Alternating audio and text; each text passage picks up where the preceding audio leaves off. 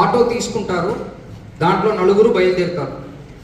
బయలుదేరినప్పుడు ఒకరు మాత్రం బస్ స్టాండ్ లేకపోతే అక్కడక్కడ బస్సుకి కానీ ఆటోకి కానీ నిలబడుతుంటారు కదా, ఆ ప్లేస్లో వెళ్ళేసి వాళ్ళతో పాటు మాట్లాడతారు.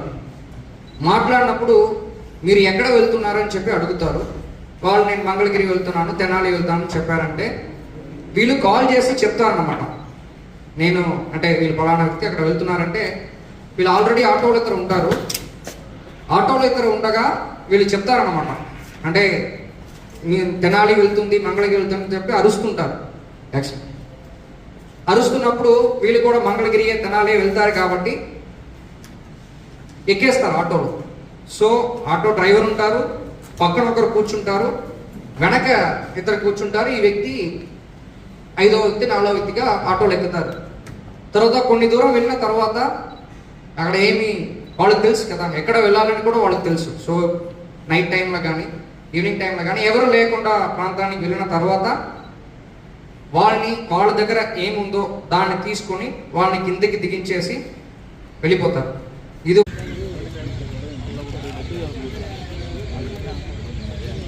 ఇంకొక గ్యాంగ్ని కూడా ట్రేస్ చేయడం జరిగింది సేమ్ ఎంఓతో పాటు. మళ్ళీ దీన్ని అంటే ఇది based on investigation another single offender కూడా దీంట్లో ఐడెంటిఫై, అంటే ఒకరు ఒక ప్యాసింజర్ని ఎక్కించుకుంటారు, అదొక ప్లేస్లో ఆపేసి మళ్ళీ వాళ్ళ దగ్గర డబ్బులో నగలో ఉందంటే తీసుకొని వాళ్ళు కూడా కిందికి దిగించేసి సమ్ టైమ్స్ కొడతారంటే 2 దెబ్బ వేసేసి కిందికి దిగించేసి వాళ్ళు వెళ్ళిపోతారు. ఇది ఒక ఎంఓగా జరుగుతుంది. సో పాన్కంటి వెంకటేశ్వరరావు అని చెప్పేసి ఒక వ్యక్తి, తర్వాత మనకి సుదర్శన్ రెడ్డి అని చెప్పేసి వీళ్ళిద్దరి పైన దాదాపు 15 కేసులు ఉన్నాయి. వీళ్ళందరూ ఏంటంటే థెఫ్ట్ కేసు అనమాట, వేరే కేసు ఏం లేదు వీళ్ళ పైన, థెఫ్ట్ కేసు. సో ఇప్పుడు మనం వీళ్ళు చేస్తున్న పని పైన ఎక్స్టార్షన్ కేసు పెట్టడం జరిగింది. అదేవిధంగా వీళ్ళకు షేక్ కాజా అని చెప్పేసి ఆటో రెంట్కు తీసుకుంటారు.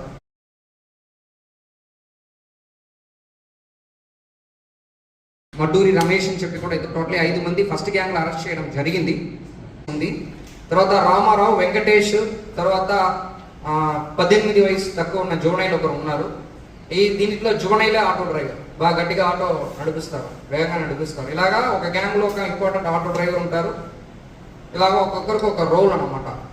వీళ్ళందరూ కూడా పరిచయం ఒకరొకరికి ఎలాగంటే అందరూ ఒక ఏరియా అంటే ఒక ఏరియా కూడా కాదు. ఏటి అగ్రగారం ఒకరు, వెంకలాయపాలెం ఒకడు, మన శ్రీనివాస్ నగర్, కొరటిపాడు, ఉజనగుంట్ల లాగా ఒక్కొక్క ఏరియా చెందిన వాళ్ళు, అందరూ ఒక ఏరియా కూడా కాదు. పరిచయం ఎలాగంటే ఇప్పుడు ఫర్ ఎగ్జాంపుల్ ఫస్ట్ టీంలో చూసామంటే ఈ వెంకటేశ్వరరావు ఉంటారు. ఈ వ్యక్తి కూరగాయల షాప్ ఉంది, ఇంకొకరికి కొబ్బరి షాప్ ఉంది, ఎవరికి మన క్రాంతికి.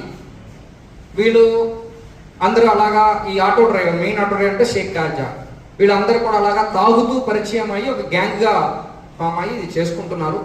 సో ఇదన్నీ మనము ఇన్ డెప్త్ మన ఇన్వెస్టిగేషన్ చేయడం జరిగింది. తర్వాత ఇంకా కూడా దర్యాప్తులు చేస్తాము. సో ఇన్ని రోజులు వీళ్ళు ఇలాగ చేస్తున్నారు. పాత కేసు కూడా ఉంది కదా, సర్వేలెన్స్ ఎక్కడ మిస్ అయింది అన్నది కూడా అన్ని ఇన్ డెప్త్ చూస్తాము ఈ పర్టికులర్ కేసెస్లో.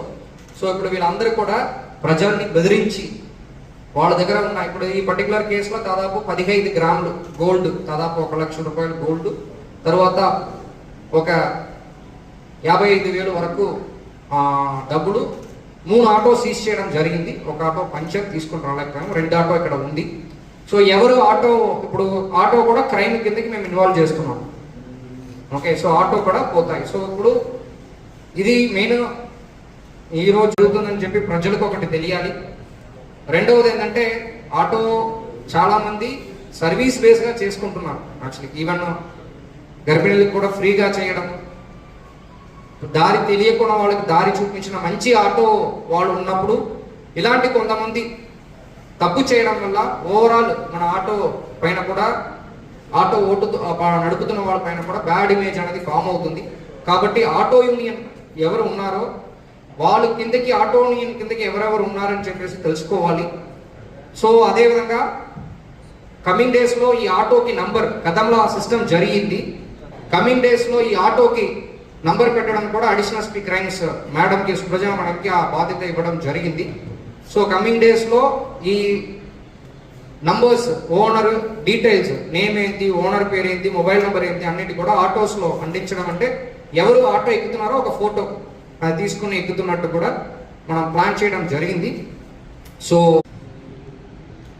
అండ్ మెయిన్ ఆటో రెంట్కి ఇవ్వడం. నెక్స్ట్ టైం నుంచి కూడా ఆటో రెంట్కి ఎవరు ఇస్తారో వాళ్ళని కూడా ఈ అఫెన్స్ కింద కాన్స్పైరసీ కిందకి బుక్ చేస్తాం.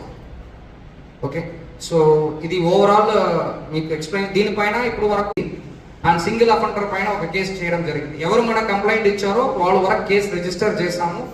అదేవిధంగా వాళ్ళ దగ్గర నుంచి ఏ అమౌంట్ తీసారో దాన్ని మనం రికవరీ చేయడం జరిగింది. డిడక్ట్ చేసిన వెంటనే వాళ్ళు బేస్ చేసుకున్న ఇన్వెస్టిగేషన్ బేస్ చేస్తూ రిమైనింగ్ ఒక గ్యాంగ్ తర్వాత ఒక సింగిల్ పర్సన్ని కూడా మనం ట్రేస్ చేయడం జరిగింది. యాక్చువల్లీ బాగా ఎఫర్ట్స్ పెట్టారు. ఇట్స్ అ మంచి కేసు అది.